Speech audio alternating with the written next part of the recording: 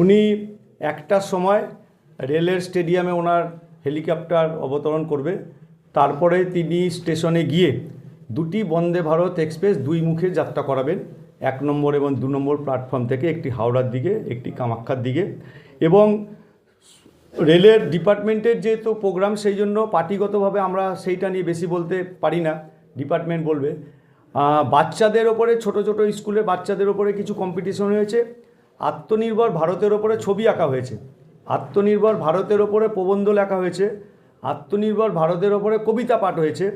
এইখান থেকে প্রতি স্কুল থেকে 6-7 জন করে শিশুদেরকে রেল ডিপার্টমেন্ট সিলেক্ট করেছে। তাদেরকে নিয়ে মোদিজি কি করবেন এটা ডিপার্টমেন্ট এখনও আমাদের কাছে ক্লিয়ার করেননি।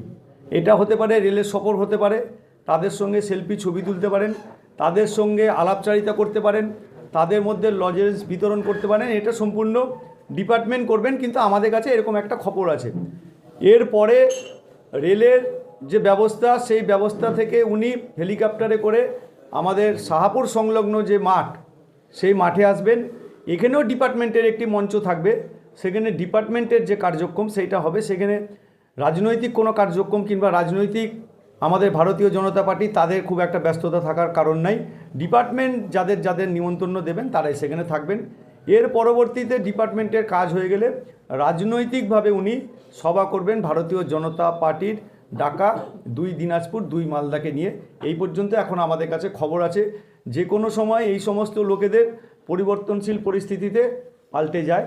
এখন পর্যন্ত যেটুকু আমাদের কাছে আজকে অবধি আছে রেল থেকে আর আমাদের পার্টির থেকে, সেটা আপনাদের কাছে জানালাম।